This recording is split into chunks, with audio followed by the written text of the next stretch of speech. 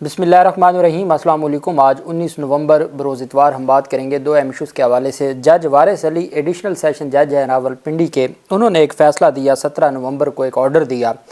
اور اس آرڈر کے بعد ان کو عہدے سے ہٹا دیا گیا ہے۔ ایسا اس آرڈر میں کیا تھا؟ ایسی کون سے انہوں نے اپنے اختیارات سے تجاوز کیا اور ایسے کون سے اداروں کے حوالے سے اور ایسے کون سے عہدیدار کو عہدے سے ہٹانے کا حکم دیا کہ جس کی بنیاد پر جج صاحب کو ہی اپنے عہدے سے ہاتھ دھونا پڑ گیا 24 گھنٹوں کے اندر اندر۔ اس کی تفصیل میں آپ کو آرڈر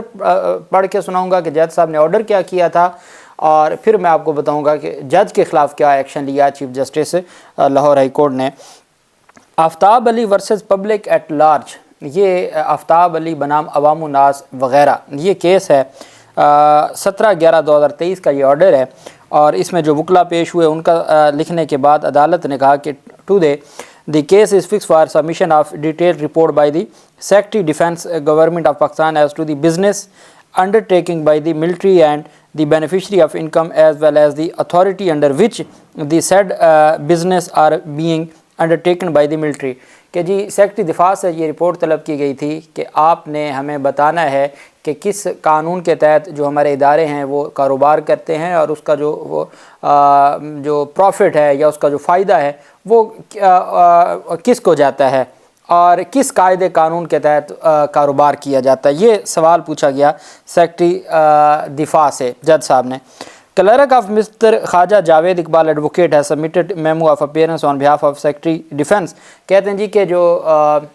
سیکرٹری دفاع تھے ان کے وکیل کے بہاف پر ان کا وکیل کا کلرک پیش ہوا، کلرک منشی وہ پیش ہوا، اور انہوں نے ایک میمو آف اپیئرنس جمع کروایا کہ جی آج ہم وکالت نامہ جمع نہیں کروا سکتے تو ہمیں ٹائم دیا جائے، ہم اگلی تاریخ پر وکالت نامہ جمع کروائیں گے، اور سیکرٹری ڈیفینس کی جانب سے ہم کیس کو جواب دینے کی بجائے یا رپورٹ کی بجائے ہم اس کا دفاع کریں گے۔ The order of the court was sent to the Secretary Defence through registered post, and submission of memorandum of appearance on his behalf reflects that the order of the court dated 10/11/2023 has been received by him۔ کہ جی ہم نے، عدالت کہتی ہے کہ ہم نے secretary دفاع کو خط لکھا، ان کو آرڈر بھیجا، اور جب ان کا میمو آف اپیئرنس آ گیا تو اس کا مطلب ہے سیکرٹری دفاع تک وہ آرڈر پہنچا، تبھی تو اس نے اپنے اپنے آپ کو ریپرزینٹ کرنے کے لیے وکیل کے منشی کو بھیجا۔ However, he opted not to comply with the same، لیکن اس نے عدالتی احکامات پر عمل درآمد نہیں کیا، ان کو عدالتی احکامات پر عمل درآمد کر کے رپورٹ نہیں جمع کروائی، اور باقی انہوں نے وکیل بھیج دیا، وکیل کا منشی۔ The non-compliance of the order of the court by public functionary of such a high rank amounts to denial of the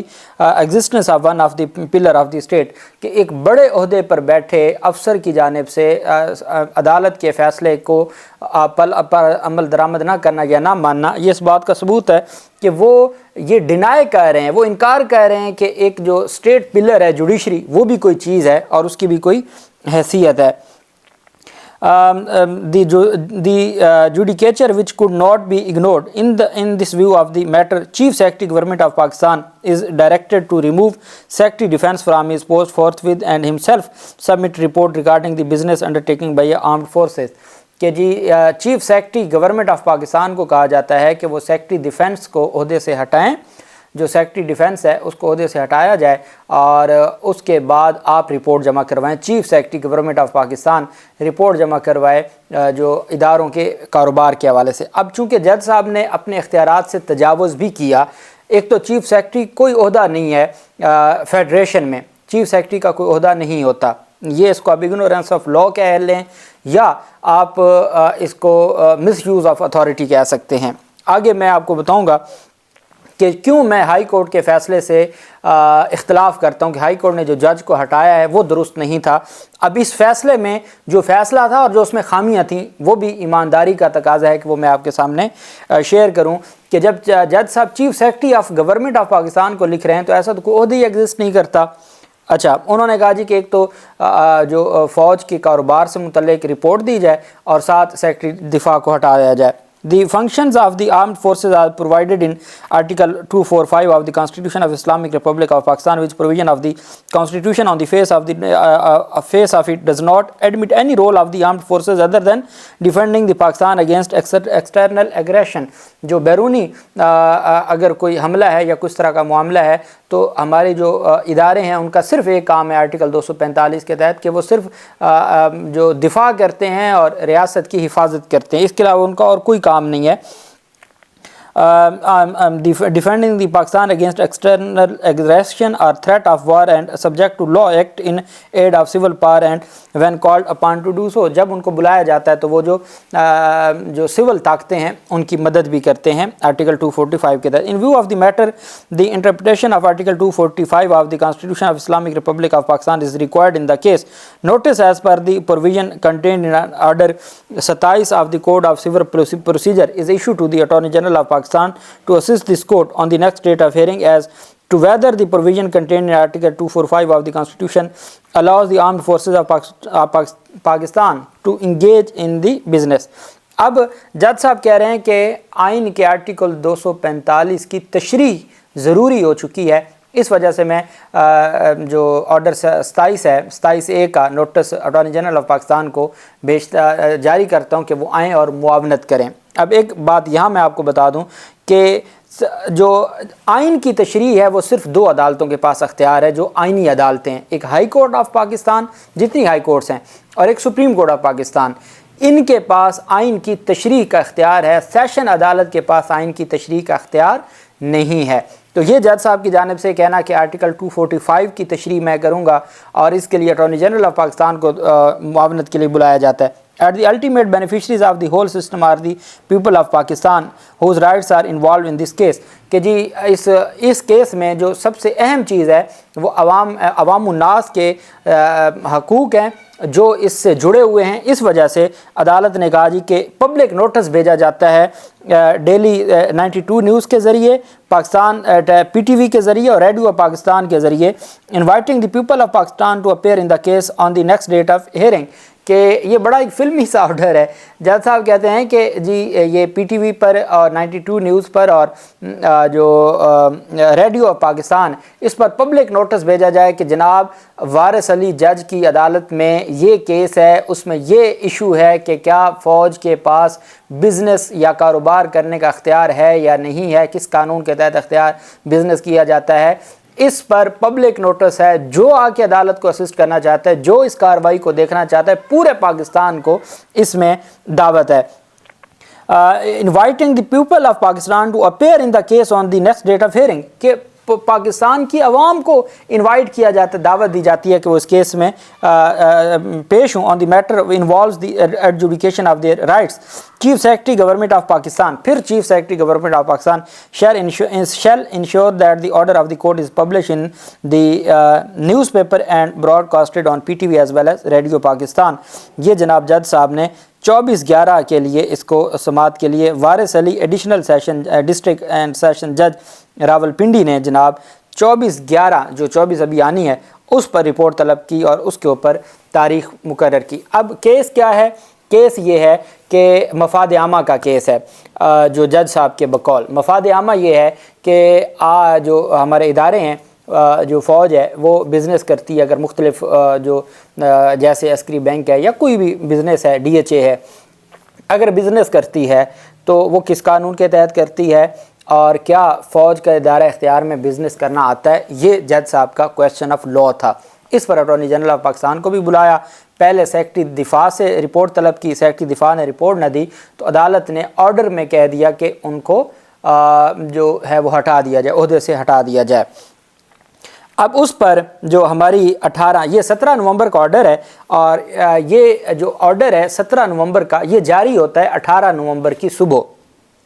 return order ہے 18 نومبر کی صبح جاری ہوتا ہے اور ساتھ ہی ہماری جو آنریبل لاہور ہائی کورٹ ہے، chief justice Lahore high court, ان کی جانب سے. اب میں کہتا ہوں کہ بطور قانون کے طالب علم قانونی طور پر میں اس فیصلے کو درست نہیں سمجھتا، چونکہ یہ دائرہ اختیار نہیں بنتا تھا ایڈیشنل سیشن جج کا. بہت سارے لوگوں کا یہ پوائنٹ آف ویو ہو سکتا ہے کہ الٹیمیٹ ہمیں یہ ڈسکشن کرنی چاہیے، الٹیمیٹ ہمیں اس کے اوپر گفتگو کرنی چاہیے، عدالتوں میں یہ معاملہ ڈسکس ہو کہ کس ادارے کی، وہ بھلے عدلیہ ہو، بھلے وہ ہمارے ایگزیکٹو ہو یا پارلیمنٹ ہو، حدود کو دوبارہ سے جو ہے وہ جو دائرہ اختیار ہے اس کو دوبارہ سے دیکھنا چاہیے۔ اب یہ ایک سوال ہو سکتا ہے اور ہونا چاہیے، لیکن کیا یہ ایک ایڈیشنل سیشن جج کی پاور ہے؟ میں بطور قانون کا طالب علم میں سمجھتا ہوں کہ ایڈیشنل سیشن جج یا جو سیشن جج ہے اس کے نیچے جو ایڈیشنل ججز ہوتے ہیں وہ CRPC کے تحت ان کو اپوائنٹ کیا جاتا ہے، اور CRPC میں ایسی کوئی گنجائش موجود نہیں ہے۔ لیکن اب اس کا یہ مطلب نہیں ہے کہ آپ جج کو عہدے سے ہٹا دیں، اس کا مطلب یہ ہے کہ آپ 17 نومبر کے فیصلے کو سیکرٹری ڈیفنس چیلنج کریں ہائی کورٹ میں، ہائی کورٹ اس کو سسپینڈ کر دے، سمپل سی بات ہے، ہائی کورٹ اس کو سسپینڈ کر دے اور وہ پروسیڈنگ نیچے روکتی جائے گی۔ ہائی کورٹ اس کے اوپر جو چونکہ وہ آئینی عدالت ہے وہ دیکھے کہ کیا سیشن عدالت کے پاس یہ دائرہ اختیار بنتا ہے یا نہیں بنتا، اور وہ ایک ججمنٹ دے دے، بات ختم ہو جائے گی۔ لیکن لاہور ہائی کورٹ نے 18 نومبر 2023 کو صبح فیصلہ جاری ہوتا ہے اور شام کو جج فارغ ہو جاتا ہے۔ 17 نومبر کا وہ فیصلہ ہے، دی آنریبل چیف جسٹس اینڈ ججز are please to post mister وارث Ali additional district and session جج Rawal Pindi as OSD of session court Lahore in the public interest with immediate effect. جج صاحب فرما رہے ہیں، جو شیخ خالد بشیر ہیں، شیخ خالد بشیر رجسٹرار ہیں لاہور ہائی کورٹ کے، وہ کہتے ہیں کہ چیف جسٹس اور ججز یہ کہہ رہے ہیں کہ جناب وارث علی صاحب آپ تشریف لائیں، آپ کو OSD بنا دیا ہے، آپ تشریف لائیں اور لاہور میں لاہور سیشن عدالت میں آپ رپورٹ کریں، اور پبلک انٹرسٹ میں آپ کو OSD بنایا جاتا ہے۔ اب پبلک انٹرسٹ میں کون سا OSD بنایا جاتا ہے؟ بھئی آپ نے اس کو سیشن جج کے جو ایڈیشنل سیشن جج کے عہدے سے ہٹا دیا اور آپ نے کہا جی کہ آپ یہاں تشریف لیں۔ پہلے بھی کئی ججز گھروں میں بیٹھے ہیں اور وہ تنخواہ لیتے ہیں لیکن وہ OSD ہیں اور وہ کام نہیں کرتے۔ اب یہ ایک اہم ڈیولپمنٹ ہوئی، اور میں یہ سمجھتا ہوں کہ قانون بڑا واضح ہے کہ جج کا دائرہ اختیار کیا ہے۔ اگر جج نے اپنے دائرہ اختیار سے اب اس طریقے سے اگر بات کریں تو عامر فاروق صاحب ہیں، عامر فاروق صاحب کے فیصلوں کے حوالے سے پاکستان تحریک انصاف کہہ رہی ہے کہ عامر فاروق صاحب اپنے دائرہ اختیار سے ہٹ کے، جیسے انہوں نے بیل کا فیصلہ دیا ہے تو وہ ان کا دائرہ اختیار نہیں بنتا تھا، دائرہ اختیار سے ہٹ کے انہوں نے کوئی فیصلہ دیا تو کوئی کہہ سکتا ہے جی کہ قاضی فیضیسہ صاحب اپنے دائرہ اختیار سے ہٹ کے کوئی فیصلے میں کوئی چیز لکھوائی ہے جو وہ کیس تھا نہیں اور وہ اس میں چیزیں لکھوائی ہیں۔ یہ بات ہو سکتی ہے، یہ ڈسکشن ہو سکتی ہے، لیکن کیا عامر فاروق کو عہدے سے ہٹا دیا جائے گا؟ کیا چیف جسٹس آف پاکستان کو عہدے سے ہٹا دیا جائے گا؟ نہیں، بلکہ ان کے فیصلوں کو چیلنج کیا جائے گا۔ عامر فاروق کہتے ہیں جی میرے فیصلے سے آپ کو اختلاف ہے، مجھ پہ عدم اعتماد نہ کریں، آپ انٹرا کورٹ اپیل دائر کریں، آپ سپریم کورٹ چلے جائیں۔ اسی طریقے سے سپریم کورٹ کے چیف جسٹس کے فیصلے پہ اعتراض ہے تو آپ انٹرا کورٹ اپیل دائر کریں، لیکن جج کو ہٹانا میں سمجھتا ہوں کہ یہ لاہور ہائی کورٹ کا عمل درست نہیں ہے، اور جج کا فیصلہ وارث علی کا درست ہے یا غلط ہے اس کو عدالت کو ججمنٹ دینی چاہیے۔ اب for the sake of argument صاحب نے جج کو ہٹا دیا، یہ فیصلہ تو اپنی جگہ برقرار ہے۔ اب جج کو ہٹانے سے یہ فیصلہ ختم نہیں ہوگا جب تک اس سے بڑی عدالت، اب سیشن جج یا ایڈیشنل سیشن جج کے پاس ریویو کی پاور نہیں ہے کہ وہ اپنے فیصلے پہ ریویو کر لے، اگر کوئی نیا ایڈیشنل ان کی جگہ پہ اور وہ ریویو کرے، نہیں، وہ نہیں کر سکتا۔ اب یہ فیصلہ الٹیمیٹ چیلنج ہوگا ہائی کورٹ میں، اور ہائی کورٹ ہی اس کو کالعدم قرار دے سکتی ہے، تو وہی کر لیا جاتا بجائے اس کے کس طرح کا نوٹیفیکیشن جاری کر کے چیزوں کو جو مختلف لوگوں پہ یا اداروں پہ انگلیاں اٹھانے کا موقع نہ دیا جاتا۔ بہرحال اللہ پاک پاکستان کا حامی و ناصر ہو۔ بہت شکریہ، اللہ حافظ، پاکستان زندہ باد۔